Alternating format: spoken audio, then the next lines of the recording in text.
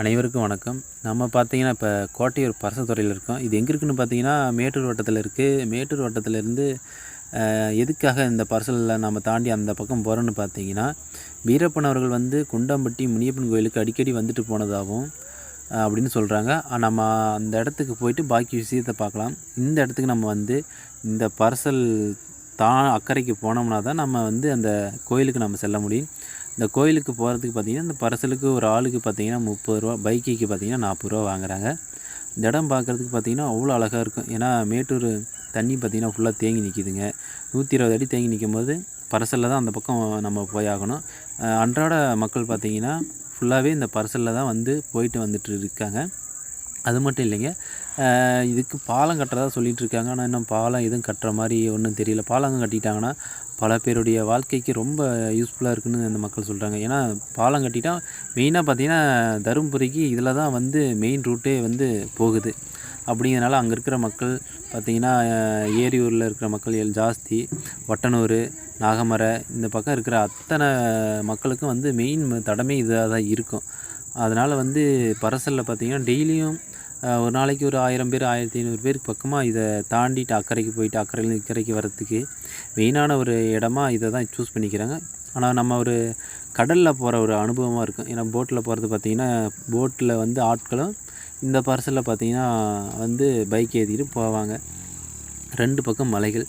வீரப்பன் அவர்கள் வந்து அடிக்கடி வந்து செல்கிற இடமாகவும் கூட இது இருந்துச்சு. எப்படின்னு கேட்டிங்கன்னா, கோட்டையூர் தங்கவேல் மாதைன்னு சொல்லிட்டு இந்த ஊர் தான் அவர். அவங்கள வந்து தன்னுடைய தொழிலுக்கு ரொம்ப இடைஞ்சல் கொடுத்ததாகவும், தன்னை வந்து கொல்றதுக்கு வந்து ஒரு இது பண்ணினதாகவும், அதனால தான் வந்து கோட்டையூர் தங்கவேல் மாதினா சுட்டு கொண்டதாக சொல்கிறாங்க. இப்போ பார்த்திங்கன்னா நம்ம குண்டம்பட்டி அந்த முனியப்பன் கோயிலுக்கு நம்ம போகிறோம். இதுதாங்க அந்த தடம். இந்த தடம் பார்த்திங்கன்னா ரொம்ப தடம் பார்த்திங்கன்னா ரொம்ப மோசமாக தாங்க இருக்குது. கோயிலுக்கு ஒரு 1 கிலோமீட்டர் வரைக்கும் பார்த்திங்கன்னா தடம் ரொம்ப மோசமாக தான் இருக்கும். ஏன்னா அந்த ரோடு வந்து இன்னும் எதுவும் போடலை. இந்த கோயில் பார்த்திங்கன்னா நிறைய மக்கள் வெளியிலேருந்து பெங்களூர், சென்னை, கோயம்புத்தூர் இப்படிலாம் நிறைய மக்கள் வந்துட்டு போகிறாங்க.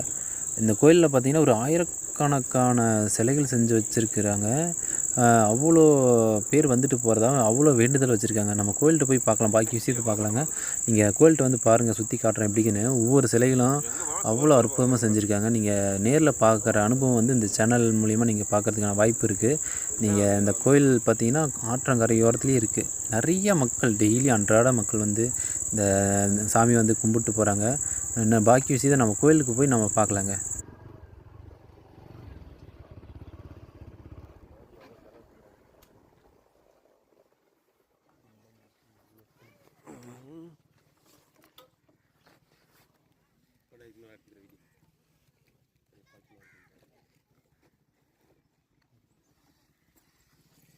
இங்கே செருப்பு கழட்டி விட்டு கொண்டா காட்டு திரும்ப.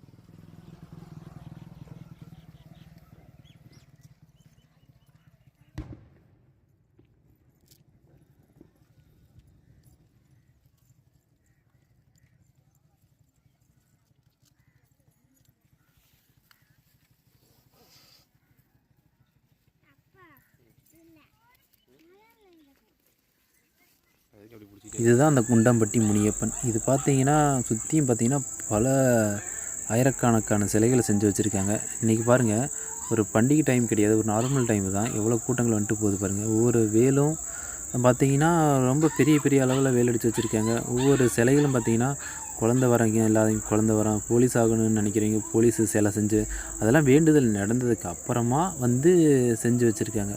அது மட்டும் காரணம் இல்லைங்க. இந்த கோயில் வந்து அதிகமான பேர் வரத்துக்கு முக்கிய காரணமே வந்து பார்த்திங்கன்னா வீரப்பன் அவர்கள் வந்து இந்த கோயிலுக்கு பூஜை செஞ்சு வழிபட்டுட்டு போனதாக சொல்கிறாங்க. அது மட்டும் இல்லை, ஒரு டைம் வந்து வீரப்பன் அவர்கள் வந்து பூஜை செய்ய வரும்போது ஆப்போசிட்டில் பார்த்திங்கன்னா போலீஸ்காரங்க வந்ததாகவும் அவங்க ஃபயர் தாக்குதல் நடத்து வீரப்பன் அவர்கள் பார்த்திங்கன்னா இந்த மசலோடு துப்பாக்கின்னு வேட்டைக்காக பயன்படுத்துகிற பழங்காலத்து துப்பாக்கி அது பார்த்திங்கன்னா வெறும் கரிமருந்து போட்டு லோட் பண்ணுறது. அந்த கரிமருந்து லோடு பார்த்திங்கன்னா நம்ம எந்த அளவுக்கு பவராக போட்டு நம்ம லோடு கட்டி அடிக்கிறோமோ அந்தளவுக்கு எஃபெக்டான ஒரு துப்பாக்கி துப்பாக்கி தாங்க அது.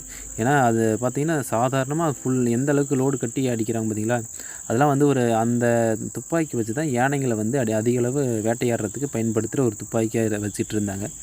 அந்தளவு நம்ம பார்த்திங்கன்னா ஃபுல் லோடு கட்டி அடித்தோம்னா ஒரு யானையே சாஞ்சு போகும். அந்த துப்பாக்கியில் பார்த்திங்கன்னா அவன் அந்த அதிரடிப்படையாக யாரோ ஒருத்தரை திருப்பி தாக்கியிருக்காங்க. அது வந்து வீரப்பனவர்களும் அவங்கள தாக்கணுங்கிறதுக்காக தாக்கலை, அவங்க பயப்பட்டு போகணுங்கிறதுக்காக கீழே நிலத்தில் அடிச்சிருக்காங்க. நிலத்தில் அடித்த உடனே அந்த மண் அள்ளி வந்து அந்த அதிகாரி மேலே அடித்த உடனே அந்த அதிகாரி வந்து பயத்தில் அங்கேருந்து எல்லோரும் ஓடிட்டாங்க. இனி வந்து நீங்கள் பயப்படாதீங்க, நான் இருக்கேன், நீங்கள் பூஜை பண்ணுங்க அப்படின்னு சொல்லி அந்த பூசாரிக்கிட்ட சொல்லியிருக்காங்க. அந்த பூசாரி வந்து அதுக்கப்புறம் வந்து கெடா வெட்டி அந்த பூஜையெல்லாம் பண்ணி அந்த மக்கள் வந்தவங்களுக்கு எல்லாம் விருந்து எல்லோரும் வந்து இருக்கிற மக்களுக்கே கொடுத்துருங்க. அன்றைக்கி பார்த்திங்கன்னா வீரப்பனோட ஒரு 100 பேர் வந்ததாக அந்த கோயில் பூசாரி சொன்னாப்படி 100 பேருக்கு வந்து விருந்து வச்சு அங்கே இருக்கிற மக்களுக்கு எல்லாத்துக்கும் சாப்பாடெலாம் கொடுத்து எல்லாத்துக்கும் வழி அனுப்பிச்சிட்டு அவர் எதுவுமே எடுத்துகிட்டு போகலைங்களாம். எல்லாம் அந்த மக்களுக்கே கொடுத்துருங்க அப்படின்னு சொல்லிட்டு அவர் பாட்டுக்கு போயிட்டார். அந்த 2 வீடு தெரியுது பார்த்திங்களா, அதுக்கப்புறம் பார்த்திங்கன்னா அதிரடிப்படை வந்து இந்த செட்டில் தான் வந்து தங்கியிருக்காங்க. ஏன்னா வீரப்பனவர்கள் வந்து இந்த கோயிலுக்கு அடிக்கடி வருவா, அப்படி நம்ம இங்கே வச்சு நம்ம பிடிச்சிடலாம் அப்படின்னு சொல்லி இங்கே வந்து தங்கியிருந்து அந்த கோயிலுக்கு வரவங்களெல்லாம் விசாரிச்சுக்கிட்டு இந்த பக்கம் சுற்று வட்டாரத்தில், ஏன்னா இந்த இடம் பார்த்திங்கன்னா ஒரு சின்ன ஒரு தீவு மாதிரி தான் இருக்கும்.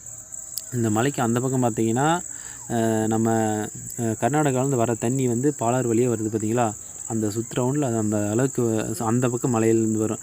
இந்த கோயிலுக்கு வரணும்னா ஆற்றை தாண்டி தான் இந்த பக்கம் தான் அவங்க வந்து சாமி கும்பிட்டுட்டு மறுபடியும் ஆற்றுக்கு அக்கறைக்கு அவங்க போயாகணும். அப்படிங்கும்போது நம்ம எப்படியா இருந்தாலும் வீரப்பன் எப்படியா இருந்தாலும் இந்த இடத்துக்கு வருவார், நம்ம அவரை வளைச்சி பிடிச்சிடலாம் அப்படின்னு சொல்லி இந்த இடத்துல பார்த்திங்கன்னா ஒரு 50க்கு மேற்பட்ட அதிரடி படைகள் வந்து இங்கே முகாமிட்டு இந்த கோயிலே பல நாட்கள் தங்கியிருந்ததாக சொல்கிறாங்க. அது மட்டும் இல்லைங்க, ஏகப்பட்ட மக்கள் வந்து சிலையெல்லாம் சுற்றி சுற்றி வச்சுருப்பாங்க பாருங்கள். ஒவ்வொரு வேண்டுதல் நடந்ததுக்கு அப்புறமும் வந்து செஞ்சுருக்காங்க. நீங்கள் பார்த்தீங்கன்னா தெரியும், காட்டுறேன் பாருங்கள் ஒவ்வொரு சிலையும்.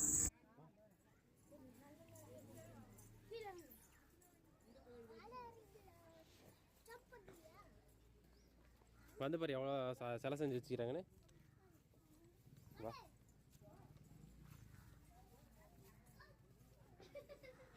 வந்து பாருதா, வா வா வா வந்து பாரு எவ்வளோ சிலை செஞ்சுருக்காங்கன்னு. இட்டாச்சி இருக்குது, ஜேசிபி இருக்குது.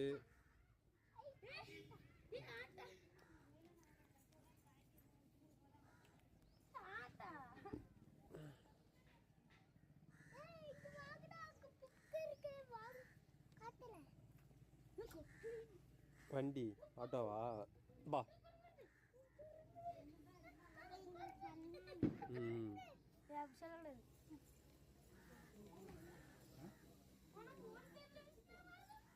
இங்கே பாரு இட்டாச்சி நிற்கிது, அதாவது என்ன பெருசாக நிற்கிது. அதான்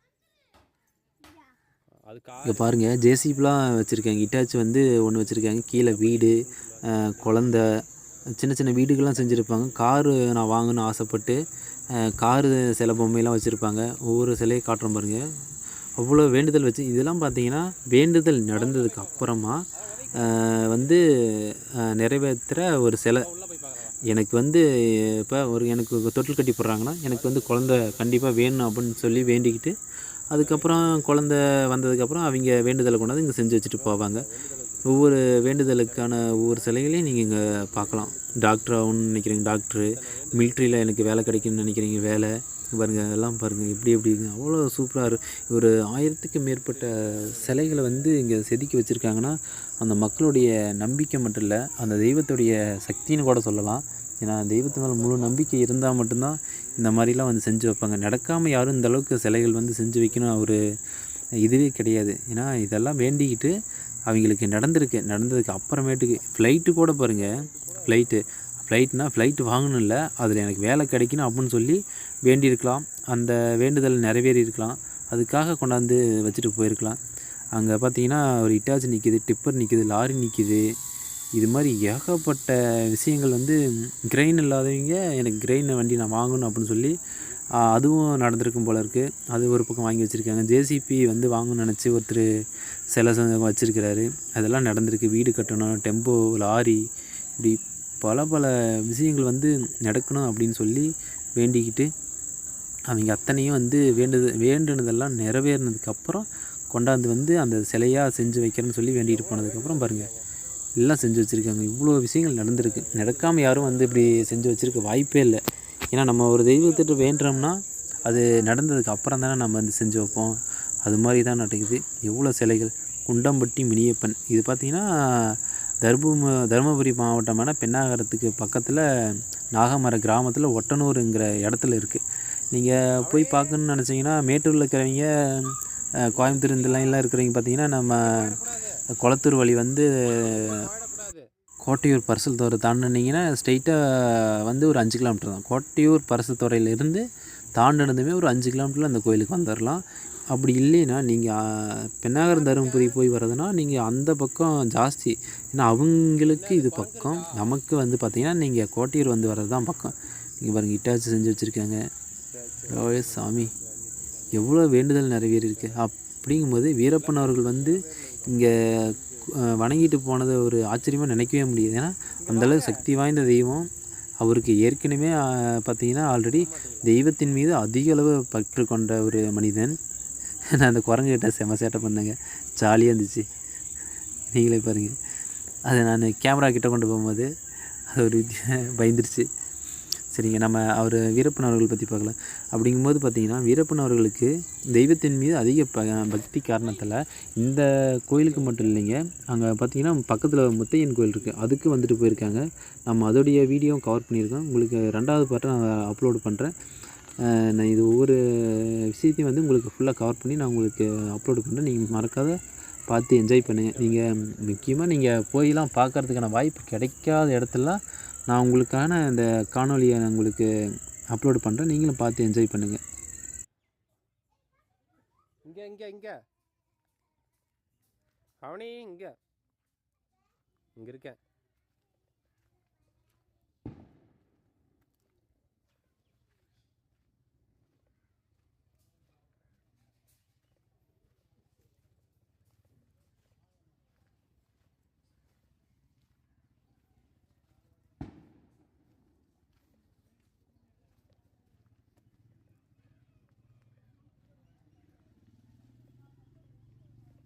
இங்கே இருக்கேன் அவனே.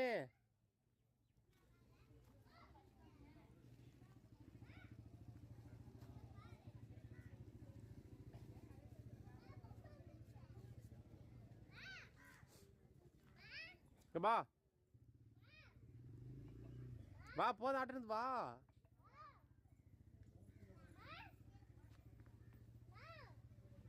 போதும் வாங்க.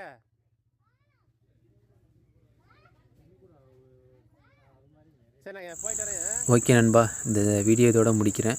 நம்ம அடுத்த வீடியோ சந்திக்கலாம். உங்களுக்கு இந்த வீடியோ காணொலி பிடிச்சிருந்ததுன்னா அப்படியே ஒரு சப்ஸ்கிரைப் பட்டனை அப்படியே அழுத்தி ஒரு சப்ஸ்கிரைப் பண்ணிடுங்க.